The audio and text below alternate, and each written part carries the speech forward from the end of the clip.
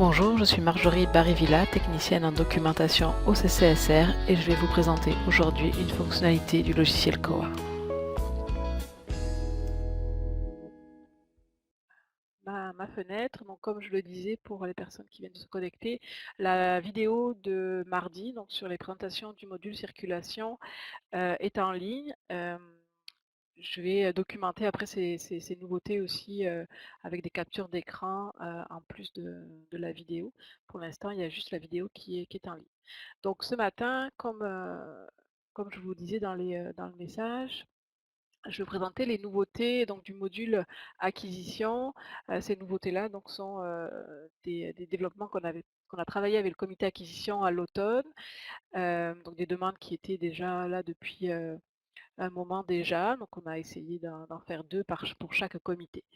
Donc dans le module acquisition, la première nouveauté, ça va être au niveau de la recherche avancée. Donc, dans ce formulaire de recherche qu'on accède quand on est ici, recherche de commande en recherche avancée ici.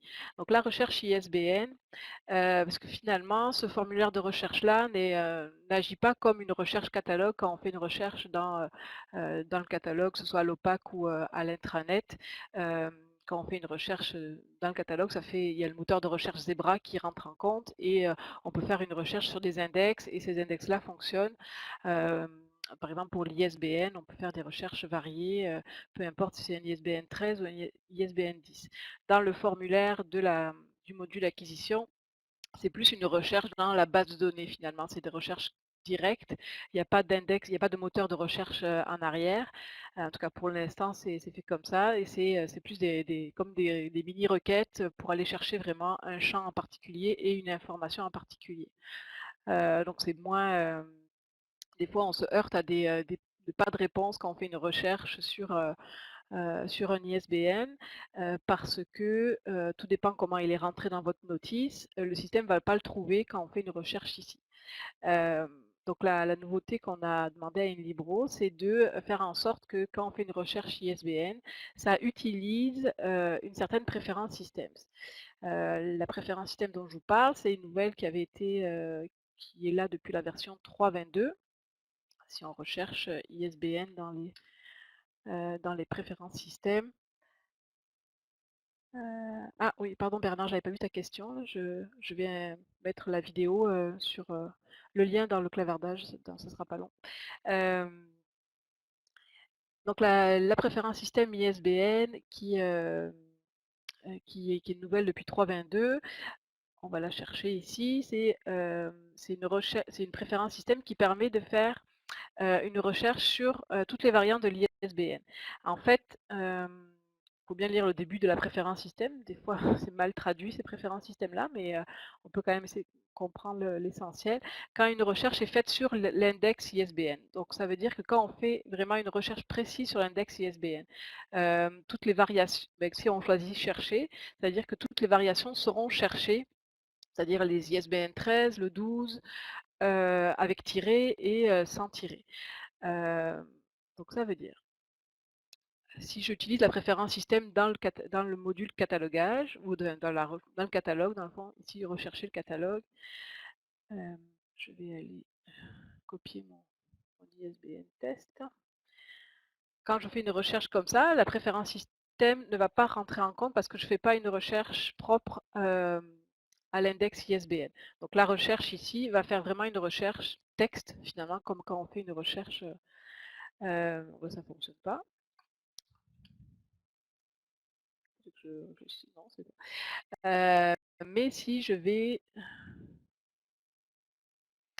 dans l'index ISBN, donc en recherche avancée, en allant chercher l'index ISBN, ou alors si on le connaît, je crois que c'est... bon, maintenant je ne sais plus c'est quoi l'index vraiment pour l'ISBN. C'est NB. Donc NB égale. Puis là, on voit que quand la préférence système est activée, ça fait une recherche sur toutes les variations possibles. Donc ça, c'est la préférence système qui amène ce changement-là depuis la version 3.22 quand on fait une recherche dans le catalogue. Euh, euh, dans recherche catalogue, que ce soit en recherche avancée ou en recherche catalogue ici. Donc pas besoin de faire cette requête ici. Le système le fait pour vous quand on fait une recherche avancée dans l'index, ISBN. Donc avec sans tiret, en ISBN 13, en ISBN 10. Mais comme dans le module acquisition, le moteur de recherche Zebra n'existe pas, ça la préférence système, ne rentrait pas en compte. Donc c'est ce qu'on a demandé comme changement à Inlibro, c'est que dans le module acquisition, la préférence système, s'applique et que peu importe ce qu'on fait comme recherche, l'ISBN, ça fonctionne. Alors je vais aller voir si, oui, j'avais peur de ne pas avoir pris le bon ISBN. Donc là, je fais une recherche d'ISBN. Puis j'ai un résultat de recherche et on voit que l'ISBN, c'est une ISBN 13. Donc actuellement, c'est ce que vous avez si vous cherchez exactement le même ISBN qui est inscrit dans la notice. Donc là, si je vais voir la notice, l'ISBN 13 est rentré sans tirer. Si vous le cherchez comme ça dans le module acquisition actuellement, pas encore avec le nouveau développement qu'on a fait, vous allez le trouver. Mais si jamais vous cherchez, si vous scannez et que votre scan donne un code barre avec des tirés, je ne sais pas si c'est possible, et que vous faites une recherche avec des tirets, là ça fonctionne parce que la préférence système est activée. Si vous le testez sur votre instance, vous verrez que ça ne fonctionne pas. Donc là, si je cherche avec un ISBN 10 avec tiré, en plus je pense qu'il me manque des tirets là-dedans. Ouais, voilà, tantôt, je vais essayer sans tirer. Là, ça fonctionne. Faudrait que je mette les bons tirets à la bonne place sûrement. Je sais pas si c'est ça vraiment. Bon, voilà, ça marche pas forcément quand j'essaye de vous montrer quelque chose, ça fonctionne pas. Ah ben non, attendez, je vais refaire mon... peut-être que j'en ai trop enlevé, non, c'est 978, c'est ça. Je sais que la recherche aussi, si on met un brochet, ça va fonctionner. Là, c'est vraiment toutes c'est quoi que je voulais vous montrer aussi. Et c'est la recherche avec ISBN, avec tiret 1. C'est parce que j'ai pas mis le tiret à la bonne place. Ça doit être ça. Pourtant, celui-là, il n'a pas trouvé. Normalement, ouais, ça fonctionne. Donc, parce que j'avais pas mis les tirets à la bonne place. Donc, selon comment vous cherchez, avec tiret, pas tiret, ISBN 10, ISBN 13, si la préférence système est activée, vous allez pouvoir chercher tous les l'ISBN possibles d'un document, peu importe comment c'est rentré dans votre notice. Donc, quand vous allez avoir cette nouveauté, il faut bien s'assurer que la préférence système est activée, parce que si elle est désactivée, on va revenir au comportement que vous avez actuellement, c'est-à-dire que les notices ne seront pas trouvées, puisque la recherche va se faire sur le plain texte de votre ISBN de votre notice. Donc ça, là, vous voyez, j'ai essayé. Ça, je ne vais plus avoir le...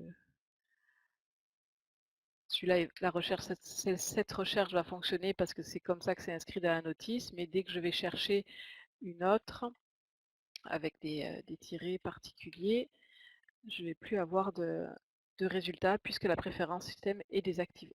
Donc voilà pour cette nouveauté-là. Est-ce que vous avez des questions sur la recherche avancée en ISBN dans le module acquisition, en tout cas pour cette nouveauté-là? Je vous laisse quelques instants si vous voulez poser des questions en clavardage. En attendant, je vais copier-coller l'adresse que tu me demandais, Bernard. Le temps de... donc je vais mettre l'URL dans le clavardage pour l'article sur le site de la communauté. Sinon, vous pouvez le trouver en partant de la page d'accueil dans les articles récents, version R8. Celui-là, je voulais il est comme accroché en premier là, mais je vais enlever ça tantôt. Donc ça c'est l'article avec la vidéo qui va être dans cet article-là, la vidéo de mardi. José, je viens de voir ta question. Ça s'applique à tous les modules. Pour la préférence système, elle va s'appliquer maintenant dans le module acquisition. Est-ce que tu parles du module périodique? Non, Pour l'instant, non, si c'était ta question. Donc cette préférence système va fonctionner quand on fait une recherche catalogue ici ou quand on fait une recherche, plutôt une recherche, sur l'index ISBN directement ici en choisissant, ISBN. Quand on est dans recherche catalogue, il faut faire une recherche, avec l'index NB, mince, non, c'est pas ça, et mettre votre ISBN. Donc si ta question c'était pour le module périodique, non, effectivement actuellement la recherche avancée, pour l'ISSN, dans le fond, il faudrait, une autre préférence système et pour l'instant la préférence système s'applique, au catalogue et aux acquisitions bientôt. OK. Est-ce qu'il y avait d'autres questions sur cette nouveauté? S'il n'y a pas de questions, je pourrais y revenir tantôt si, une question vous vient, par la suite. Je vais vous parler de la deuxième nouveauté qui concerne le module, acquisition. Ça va être dans les commandes à retard. Il y a 2 nouvelles colonnes qui ont été rajoutées, dans le tableau, qui est la note interne et la note au fournisseur. Donc ces colonnes-là vont aller chercher vos notes internes si vous en avez inscrit une au moment de la commande et la note au fournisseur, parce que ce sont 2 notes distinctes dans les commandes. Donc si je vais voir par exemple ce panier ici, on a ici une note interne, puis je pourrais rajouter une note au fournisseur ici. Donc ça a été rajouté dans le tableau des commandes à retard et elles sont éditables. Donc c'est des champs que vous pouvez éditer. Quand vous allez éditer, une note, donc par exemple, j'inscris note au fournisseur, ça peut être utile, Heu, pour une note qui n'a pas été inscrite au moment de la commande parce qu'on a su après que le délai allait être, repoussé par notre fournisseur, donc ou quand c'est un fournisseur européen que vous savez que, de toute façon il va être en retard, forcément ou en tout cas qui vient de plus loin que du Québec. Vous pouvez mettre un délai, ici ou une note pour pas le réclamer forcément tout de suite. Donc là j'inscris une note, il va falloir que j'aille en bas de la page pour, sauvegarder la note, donc on va avoir, un message une fois que la note a été, sauvegardée. Donc là, comme c'est la note au fournisseur qui existe aussi dans le panier de commande, le fait d'avoir rajouté une note ici, elle va se rajouter également dans le panier. Je vais fermer mes onglets. Pardon. Donc là, si je rafraîchis la page de mon panier, je vais avoir la note interne de tantôt, mais je vais avoir aussi, ma note au fournisseur, qui est ici finalement, c'est Danse avec les loups, c'est bien ça le document? Oui, Danse avec les loups. Donc la note interne, pardon, la note au fournisseur, c'est rajouté ici puisque c'est pas des nouveaux champs qu'on a créés pour le tableau des commandes en retard, c'est les champs de la base de données qui existaient déjà, qu'on a fait afficher, dans le tableau des commandes en retard pour que vous puissiez rajouter des notes et les modifier. Alors si vous modifiez la note interne que vous avez inscrite au départ, au moment de la commande, c'est pareil au moment de l'enregistrement. Donc, tant que vous enregistrez pas, il y a rien qui va changer dans la base de données. Mais une fois qu'on va sauvegarder les notes, donc on va avoir un petit message pour dire que, la note a été sauvegardée. Si je reviens dans mon panier, on verra que la note, initiale a été changée par celle que je viens d'inscrire dans le tableau des commandes en retard. Donc c'est des zones qui se parlent, le panier et le tableau des commandes en retard. Mais ça va vous permettre de rajouter des notes, même une fois que votre commande est faite, votre panier, a été envoyé, à votre fournisseur. Donc c'est un ajout, qui a été fait, pour cette nouvelle version au niveau de ces notes-là. Est-ce que c'est assez rapide comme présentation? Il y a pas, en tout cas, je vois pas trop de problèmes avec ça, mais si vous avez des questions sur cette nouveauté ou je je réfléchis s'il y a une limite de caractères. C'est vrai que je l'ai pas essayé, mais bon, en général, on va pas mettre non plus un roman dans ces notes-là, mais là, ça continue à écrire. Faudrait que je vais essayer voir si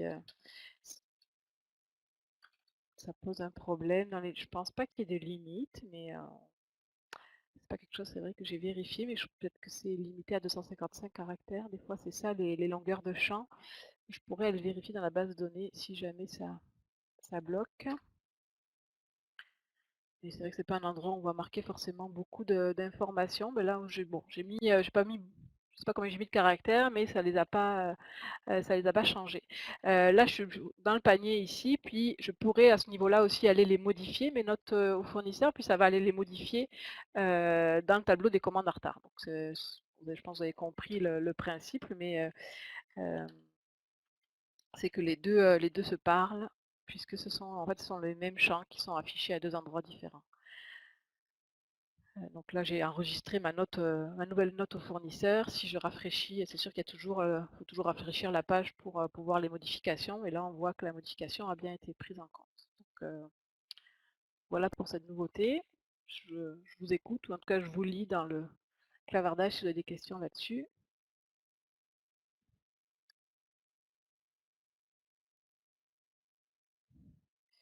Si jamais ces colonnes-là vous intéressent pas, elles sont aussi, elles ont été rajoutées dans le paramétrage de l'affichage des colonnes. Donc, notes internes et notes aux fournisseurs, si vous voulez les enlever parce que ça alourdit pour vous le tableau, vous pouvez aller les cocher ou décocher. Pas de questions?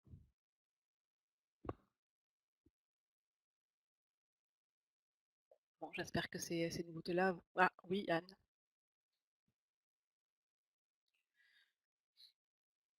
je te laisse le temps d'écrire.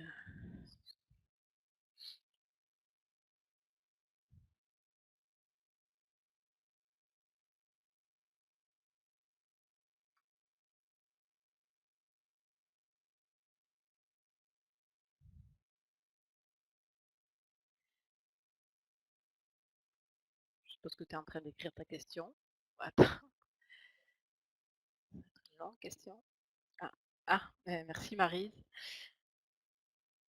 Je sais que ça avait été demandé depuis un moment, là, de pouvoir, en tout cas, rajouter une note. Je vais revenir sur ma page de Koa. Quel est le code à mettre pour la note au fournisseur dans la notification? Ah oui, c'est vrai, bonne question. Bonne question, mais comme c'était des notes qui étaient déjà existantes, je vais prendre une note pour vous les donner si je ne les trouve pas ce matin. Mais dans la notification qui s'envoie pour les réclamations, donc si je vais, je sais pas où elle est, oui, c'est ici. Je vais juste voir si elle apparaît rapidement ici pour que ce soit plus facile à retrouver dans les commandes. Voilà, ben, c'est ces champs-là, dans le fond, qu'il va falloir rajouter. Donc elles sont déjà existantes puisque c'est des notes qui n'ont pas été créées. Et donc dans le pavé Hack Orders, donc la table de données, la table de la base de données des commandes, euh, c'est order, internal note, donc ça va être la note interne, et vendor note, la note au fournisseur. Donc c'est ces deux notes-là, si vous voulez les rajouter dans la notification, là, je l'ai rajouté un peu pas au bon endroit, je pense, mais vous comprenez le principe, il faut aller les rajouter ici. Est-ce que c'est bon, Anne, pour ta question?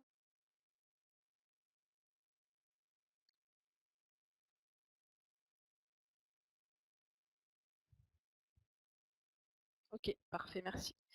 Est-ce qu'il y avait d'autres questions pour cette nouveauté-là? Après, je suis ouverte à toutes les questions, mais si vous avez une question sur la réclamation, on peut en parler aussi, si, si jamais.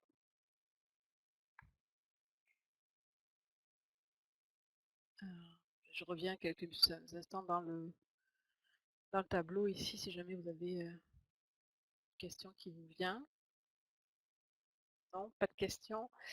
Ok, ben là c'était les deux nouveautés que j'avais à vous présenter ce matin, en tout cas pour la mini-version. Donc cette mini-version, il reste encore un petit truc à tester au niveau de la mise de côté. Donc c'est un paquet qui va contenir plusieurs choses, dont les nouveautés des comités, mais aussi un petit truc de mise de côté.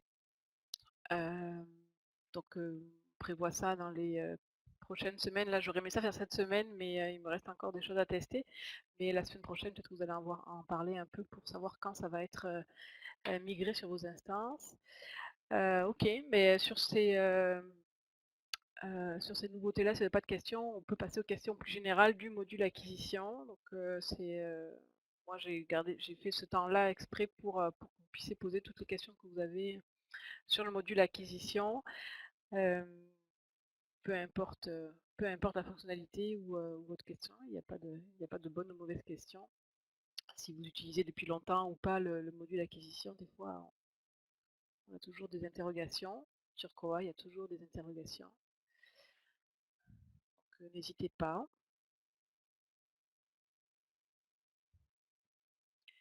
Euh, je sais que depuis la nouvelle infrastructure, le module acquisition paraît plus lent, il est plus lent.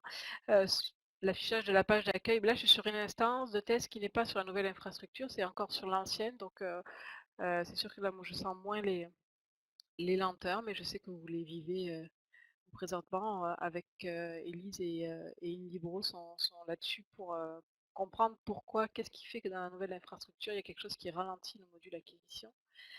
On cherche toujours des solutions. La page d'accueil a toujours été plus ou moins lente déjà affichée même avant la nouvelle infrastructure, puisque ce tableau-là, avec tous les postes budgétaires, plus vous en avez, plus ça va être long à afficher. En fait, c'est surtout le calcul qui est fait en arrière pour faire afficher les montants ici, puisque se met à jour automatiquement dès que... En fait, c'est un calcul qui se fait pour ce tableau-là. Ce n'est pas une valeur qui est dans la base de données, ce 3300-là, c'est un calcul qui est fait sur toutes vos commandes en cours. Donc, c'est pour ça qu'il y a... euh, c'est pour ça qu'il y a c'est plus long à afficher si vous avez une quarantaine de postes budgétaires. Anne, je vois qu'il y a une question. Une demi-minute lorsqu'on clique sur acquisition pour afficher le tableau. Et donc il était déjà lent cette page, mais là ça a ralenti encore plus depuis la nouvelle infrastructure. Donc, je sais que c'est pas évident pour vous et on cherche des solutions pour améliorer la vitesse pour ce module. Et on ne comprend pas pourquoi, avec le passage à la nouvelle infrastructure, ce module-là a été beaucoup plus lent alors qu'on devait gagner en rapidité. Puis c'est pas vraiment ce qui s'est produit. Est-ce que vous avez des questions? Sinon, je pense à quelque chose que je voulais vous montrer dans une infolette, mais maintenant, comme c'est dans le module acquisition, je peux en parler. Parce que là, je vois suggestion, donc ça me fait penser à quelque chose. Ah, bah attends, je vais prendre ta question, Anne. Pour faire un gros panier de commandes, c'est vraiment plus long car toutes les étapes sont plus longues. Trouver la notice, cliquer sur commande, enregistrer. Ok. Oui, effectivement, si chaque clic avale 10 secondes de plus que d'habitude, ou plus que 10, là, je comprends que tout se fait plus long. Je vous donnerai des nouvelles là, dès qu'on pourra améliorer ce plus que 10, je confirme. Ok. Oui, je suppose que quand c'est plus lent, c'est plus que 10 secondes. Euh, oui, ce que je voulais vous parler, dans le fond, c'est pas une nouveauté, mais peut-être que vous n'étiez pas au courant je pense que c'est depuis la version 3.22.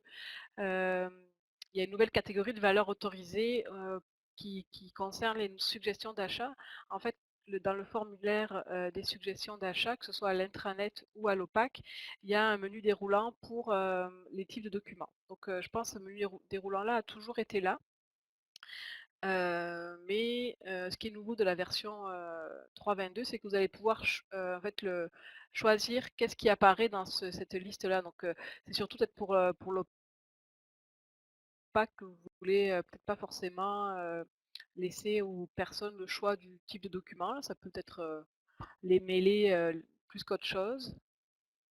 Donc, si jamais vous voulez modifier cette liste de types de documents dans le formulaire des acquisitions, c'est dans les valeurs autorisées qu'il va falloir aller jouer. En fait, donc administration, valeurs autorisées, et la catégorie, c'est, si je ne me trompe pas, sujet, format. C'est une des suggestions. Oui, c'est ça. En fait, avec la version, donc quand on est passé à la version 3.22 et que cette nouvelle catégorie a été rajoutée automatiquement, votre liste de types de documents, donc qui se trouvait dans les paramètres type de documents, a été copiée par défaut dans cette liste de valeurs autorisées. Donc ça a créé des valeurs autorisées avec le type de document, puis le code en fait, et la description, ce que vous aviez dans vos types de documents. Donc c'est pour ça que le menu déroulant vous semblait ne pas avoir changé parce qu'il était déjà là avant. Maintenant, vous allez pouvoir le modifier, c'est-à-dire que en supprimer des valeurs ou alors en rajouter ou en mettre juste un ou ne pas en mettre du tout. Si vous supprimez toutes les valeurs autorisées ici, du coup, le menu déroulant n'apparaîtra pas. Je sais que je l'ai fait, je pense, Josiane, pour votre instance, on en avait parlé, si je ne me trompe pas, pour ne pas avoir de choix en fait pour l'usager d'un type de document en particulier lorsqu'il fait une suggestion d'achat. Donc quand vous supprimez ici, ça supprime vraiment que la valeur autorisée pour le menu déroulant du formulaire de suggestion. Il n'y a pas de peur à avoir, ça ne va pas supprimer votre type de document qui est ici. Si je fais l'exemple, donc là je vais aller supprimer la valeur bande dessinée. Donc là, la valeur a été supprimée. Si je vais dans mon formulaire d'acquisition, de suggestion, si je rafraîchis, je ne vais plus avoir le bande dessinée, donc il était comme en deuxième, il n'apparaît plus ici. Mais dans mes types de documents, bande dessinée, même si je rafraîchis ma page, va toujours être là. Donc ça concerne vraiment, cette catégorie de valeurs autorisées ne concerne vraiment que le formulaire pour une nouvelle suggestion d'achat, que ce soit à l'intranet ou à l'OPAC. Si vous voulez alléger la liste ou ne plus l'afficher, on peut aussi, parce que je pense que si on supprime, peut-être que tu me diras Josiane si tu te souviens, si c'est bien toi avec qui j'ai fait ça, si on supprime toutes les valeurs autorisées, dans le fond, ça va faire comme un champ libre ici, puisque ce sera rattaché à aucune valeur autorisée. Donc, si vous voulez vraiment cacher, ne pas laisser le choix en fait du type de document, ou on peut cacher ce champ-là avec du code JavaScript. Je pense que c'est ce que j'ai fait pour vous, mais à Lionel Gros, et peut-être que je me trompe d'instance. En tout cas, il sera possible soit de modifier la liste pour en enlever, ou alors, complètement la cacher, si vous ne voulez pas que les gens choisissent un type de document. Voilà pour ça. C'était quelque chose que j'avais oublié de documenter dans la version 3.22. C'était pas forcément très très très important, mais des fois, on se permet d'améliorer son formulaire. Est-ce que vous avez des questions par rapport à ça ou d'autres questions pour autre chose? Encore beaucoup du temps. J'avais prévu jusqu'à 11h30, donc vous avez à loisir de poser toutes vos questions. Ça peut être aussi un problème que vous avez avec Koa et qu'on vous voulez en parler sur le module acquisition. Et ça pourra être vu avec des comités de travail ou quelque chose, un développement que vous auriez envie. Toutes les questions sont bonnes, tous les commentaires aussi. À part sur la lenteur, je sais que c'est lent. Pas de rien en particulier dont vous voulez me faire part, ou parce que bon, vous pouvez me poser une question, je n'aurai peut-être pas la réponse aujourd'hui, mais je ferai un suivi après si jamais j'ai pas la réponse. Peut-être quelqu'un dans le groupe aura la réponse pour moi et ce serait parfait comme ça. Moi, j'ai commencé à croire que Koa fonctionne bien. C'est pas vrai, mais pas de question particulière. Ah, oui, Marie. Koa calcule la taxe sur chaque document, mais quand je reçois une facture, la taxe est calculée sur un montant total. J'ai donc presque toujours une différence de quelques sous. Des suggestions. Attends, je relis la question pour être sûr de bien comprendre.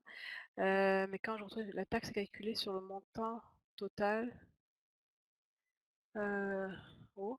J'aurais pensé qu'il n'y avait pas de calcul au moment pas de calcul supplémentaire au moment de la facture, puisque chaque montant était déjà calculé avec taxe au moment de la commande.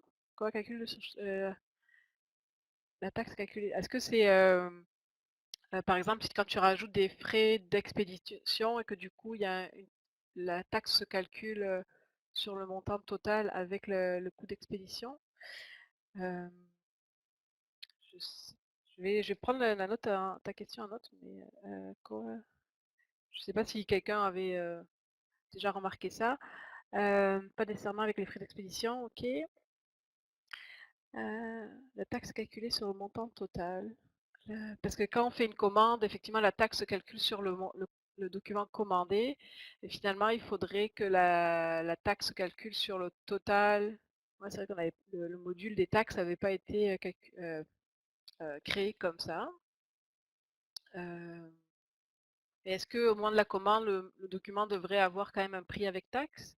Ou est-ce que, parce que chaque document commandé, je sinon Marie, tu pourrais m'envoyer aussi un exemple, d'une facture où le total c'est, là OK. Je viens vu ta question Diane. La récupération des taxes sur les DVD n'est pas exacte quand on fait la réception de ceux-ci. Est-ce que c'est le taux qui n'est pas exact ou c'est ah OK, l'arrondissement sur le taux, oui, effectivement ça arrondit à 2.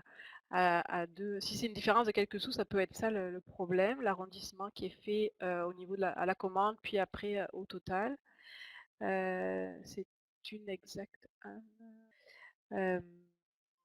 Ce serait oups là, ce serait à vérifier. Diane, pour ta question sur la récupération des taxes sur les DVD, est-ce que c'est aussi une différence de quelques sous ou il y a une grosse différence au niveau du, OK, Maryse, donc Maryse confirme que, je pense que vous voyez le message en clavardage, mais je vais relire quand même, que c'est un problème avec l'arrondissement. Donc il faudrait, revoir l'arrondissement peut-être comment est fait l'arrondissement du total avec taxes. C'est pas le même problème, en tout cas je pense pas. Il y a une bonne différence, OK. Est-ce que, ce serait le taux de remboursement qui est pas bien pris en compte, dans le type de document? Puisque c'est là où on va, heu pour le taux de remboursement. La récupération des taxes sur DVD n'est pas exacte quand on fait la réception de ceci. Est-ce qu'il y en a d'autres qui ont fait ce calcul-là pour la récupération des taxes sur les DVD? Vous avez remarqué des différences? Vous vous retrouvez avec plus de taxes à récupérer finalement par rapport à ce que vous devriez récupérer, le montant est plus élevé. Ok. Tu me permets, je vais aller voir sur ton instance. Je suis trompée hein, je me suis trompée d'instance, hein, c'est Félicien, je sais pas pourquoi je suis allée sur Rivière du Loup, excuse-moi. Euh, J'ai comme une autre Diane en tête.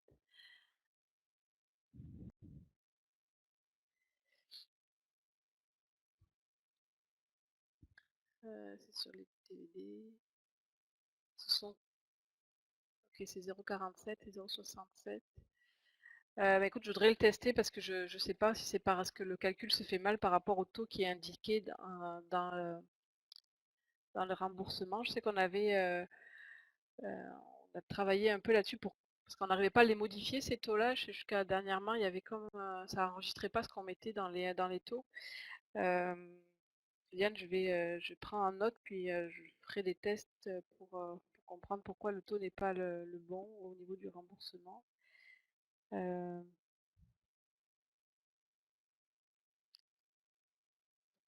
0,47, 0,67, je sais j'ai pas la réponse tout de suite là, mais je vais faire des recherches et essayer de comprendre pourquoi le calcul se ferait mal sur le taux de remboursement des taxes pour les DVD, hein. Les remboursements des taxes, en tout cas pour ce genre de document-là. Euh, je lis le commentaire de Anne. Heureusement, on ne s'occupe pas des taxes d'Ancoa, mais je pense que si on en tient compte d'Ancoa, le taux de remboursement de la TPS doit être de 67 pour les DVD et 100% pour les livres. Taux de remboursement de la TPS. Donc 0,67, je pense que c'est ça le taux qui était inscrit, il me semble. De la TPS, oui. Ok. Ce serait le bon taux.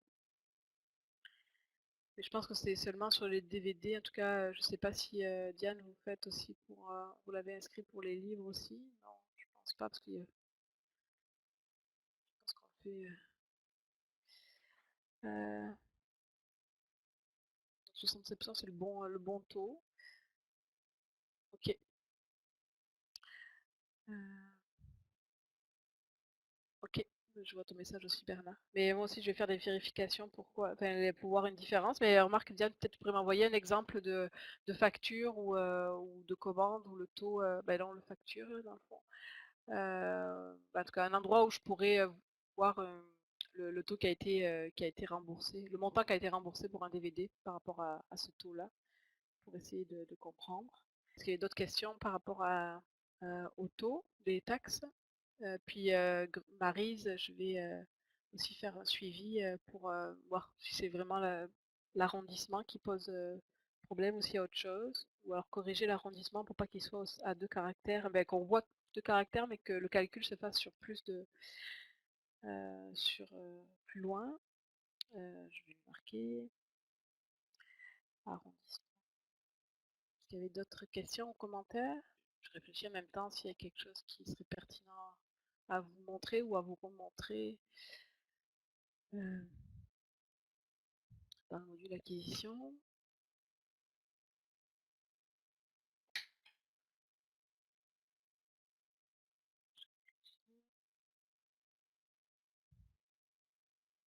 Je vois rien de particulier, mais n'hésitez pas s'il y a quelque chose qui accroche. Non, pas de questions. Ouais, on peut arrêter la rencontre ici si vous n'avez pas de questions. Je peux encore vous laisser quelques instants si jamais vous êtes en train d'écrire des questions dans le clavardage. Mais de toute façon, je reste disponible par courriel pour toute autre question qui vous viendrait par la suite ou sur le site sur le forum ou sur Redmine. Là, tous les moyens sont possibles par téléphone. Ok, ben écoutez, si vous n'avez pas d'autres questions, on va arrêter la rencontre ici. La vidéo sera en ligne sur le site de la communauté. Donc comme je vous disais, sûrement demain, pas aujourd'hui, je ne sais pas si j'aurai le temps d'exporter 2 fois la vidéo. Merci à tous d'avoir été là, et puis on se reparle sûrement dans un autre moment. Merci à tous, bonne journée. Au revoir. Merci Nathalie pour ton commentaire. Merci à tous, bonne journée. Bonne journée Linda, bye.